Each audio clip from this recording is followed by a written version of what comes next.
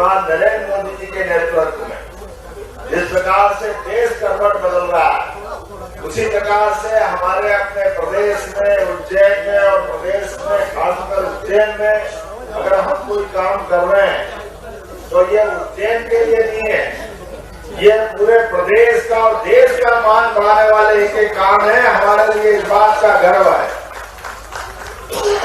उज्जैन तो यहाँ के रहवासी, जैसे दिल्ली में रहने वाले रहवासी, भोपाल में रहने वाले रहवासी वो राजधानी में रहते हैं और राजधानी में रहते ही उसका अपने आप पूरे प्रदेश और देश का हक हो जाता है। इसलिए एक एक विकास के काम पर प्रदेश और देश वालों का, हम तो देश से आगे बढ़ के बाबा महाकाल की बात करते हैं, जो दुनिया के 12 ज्योतिर्लिंग में से सबसे प्रमुख बाबा हमारे यहाँ है। ऐसे में दुनिया भर के दर्शनार्थी यहाँ आते हैं। आने और जाने में सभी प्रकार की सुविधा मिले, सभी प्रकार के उनके जन सुविधा के साथ साथ विकास के नए नए रास्ते खुले। इसलिए आजादी के पहले ये फ्री लाइन बसाया गया था और यहाँ SEZ एरिया उस समय था जो टैक्स फ्री सभी प्रकार के व्यापार व्यवसाय को बढ़ावा देता था। काल के प्रभाव में थोड़ा खराब समय गया जब उज्जैन पे ग्रहण लगा था, लेकिन हमको मालूम है ग्रहण हटता है, राहु केतु हटते हैं तो और ज्यादा कला निखर के हमारे चंद्र और सूर्य में आती है। यह हमारे आदि काल की परंपरा है। ग्रहण काल के बाद निर्दोष निष्कलंक जो अपनी 16 कला चंद्रमा बिखेरता है, सूर्य की आभा प्रकाशमान करती है, तो उसकी छटा देखते बनती है। मुझे इस बात का आनंद है, मैं बहुत देर तक बोल सकता था, लेकिन आपने जवाबदारी दी है, थोड़ा अब आपको कंसीडर करना पड़ेगा कि मेरे को 12 बजे 1 साल के कामों की प्रेस कॉन्फ्रेंस भोपाल में लेना है। लेकिन हमने कहा कि सरकार के 1 साल के केवल सार्वजनिक कार्यक्रम होंगे, वो तो अपनी जगह है, वो 11 तारीख से 26 दिसंबर तक होंगे।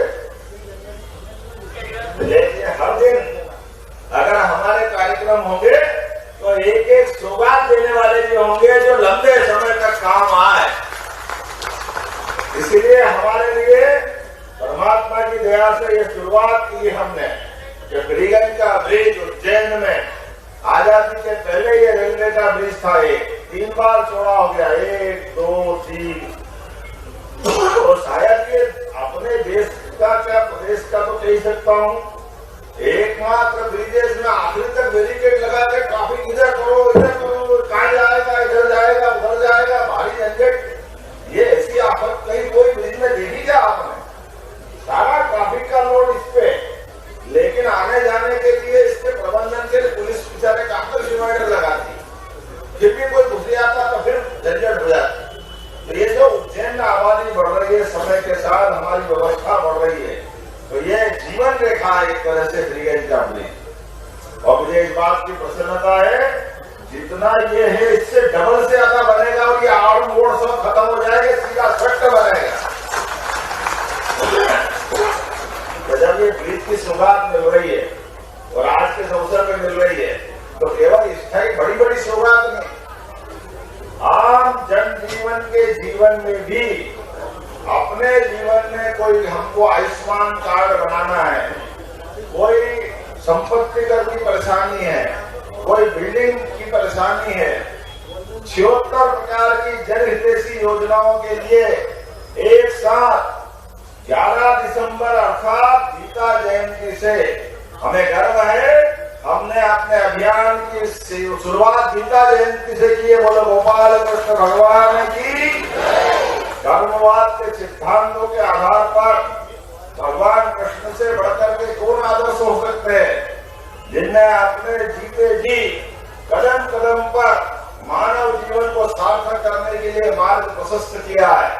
मुझे इस बात की प्रसन्नता है, गीता कर्मवाद में भी अपना ध्यान आकर्षित कराती है, भक्ति मार्ग की तरफ भी ले जाती है और ज्ञान मार्ग का भी हमारा मार्ग आलोकित करती है। ऐसे में हम तीनों धाराओं में समान रूप से चल रहे हैं।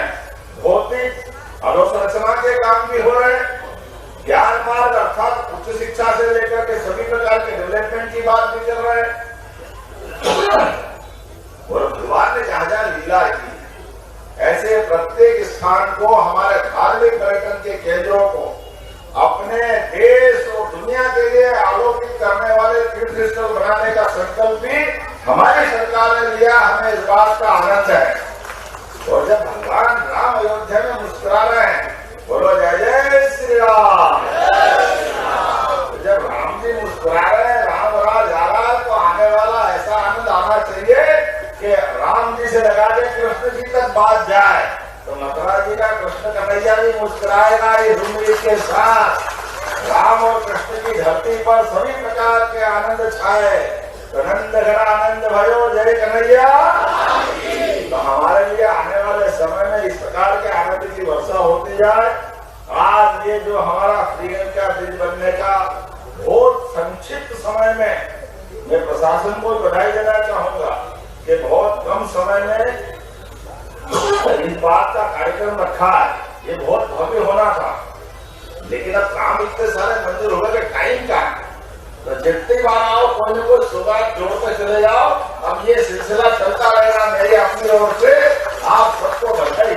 आने वाले समय में और भी बहुत सारे काम होंगे, लेकिन ये शिविर दिन भर चलेंगे। 11 दिसंबर से 26 जनवरी तक चलेंगे। जनता की जन कल्याणकारी योजना आपके समय से चलाई हुई, आपके विधायक आपके द्वारा हम करते थे। अब आपकी सरकार आपके द्वारा जा रही है। ये आपके आधार पर जनता की सुविधा हर वार्ड में मिलती जाएगी। अपने द्वारा दी गई योजनाओं के लिए गरीब से गरीब, गरीब महिला, युवा, किसान, चारों तरफ चारों जातियों को महत्व मानते हुए ये विकास के 4 आधारभूत स्तंभ है। इन स्तंभों पे काम करते हुए हम प्रदेश को नंबर 1 का प्रदेश बनाने के लिए लगातार संकल्पित है, कटिबद्ध है। मेरी अपनी ओर से विनम्रता के साथ मैं आपसे जल्दी से जाने का बड़ा अनुमति दे रहा हूँ। पूरे मंच के लिए एक बार जोरदार ताली बजाओ सबके लिए। मंच हमारा अध्यक्ष, विधायक, महापौर, दादा माननीय डॉक्टर सत्यनारायण जेठिया जी सब लोग विराजमान है। और मुझे आप जाने की अनुमति दोगे, लेकिन शिविर चलते रहेंगे लगातार और हम बार बार मिलते रहेंगे। बोलो भारत माता की।